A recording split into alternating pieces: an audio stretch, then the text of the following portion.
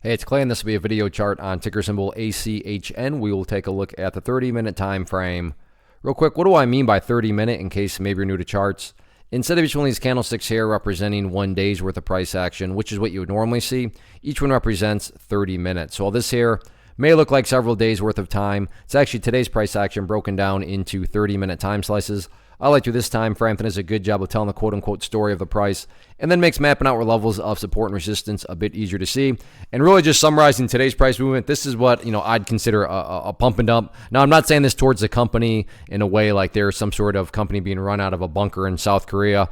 I'm not saying that. All I'm saying is based on how the price acted today, this was a total pump and dump. And, what's my definition of a pump and dump? Well, a situation where a price makes a really nice move. So, yeah, right there, that was definitely a really nice move. So, box number one checked. And then within a relatively short amount of time, and considering this all happened in the exact same day, again, box number two check. This did indeed all happen in a very short amount of time. Then the final part is the price goes back to where it all started. And, yeah, you look at where the price closed, and then you match that up with, over here where it was, and no doubt about it, the price literally went right back to where it began. So if that's not a pump and dump, I don't know what is, but that is definitely how the price behaved on the day. Now, this also, and this will mean a little bit more those of you that have, traded for a while, but this is also what creates an interesting setup going forward because, this pullback here finally bounced right here at the 360-ish area. And 360 is important if you go back through the history of things because there's quite a bit of a track record of the price finding some support.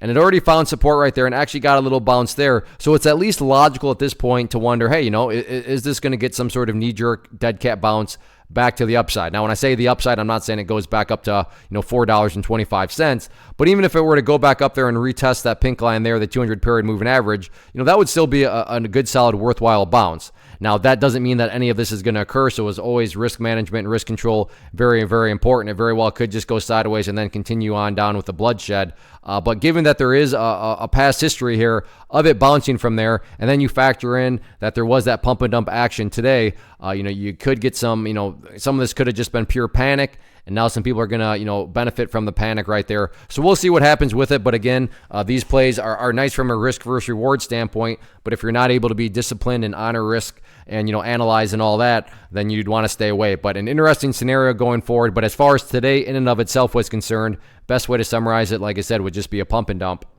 One of the biggest questions that I get is, hey Clay, how do you find the stocks that you trade? So what I've done is put together a free resource guide where I talk about the tools that I use to locate stocks that I find interesting and think may have potential. So if that sounds like something that could add value to you as a trader, then click on the image that is up on the screen right now and I will email you the guide. The guide itself is very short and to the point, and best part, it's completely free. Thanks for watching the video. Let me know if you have any questions.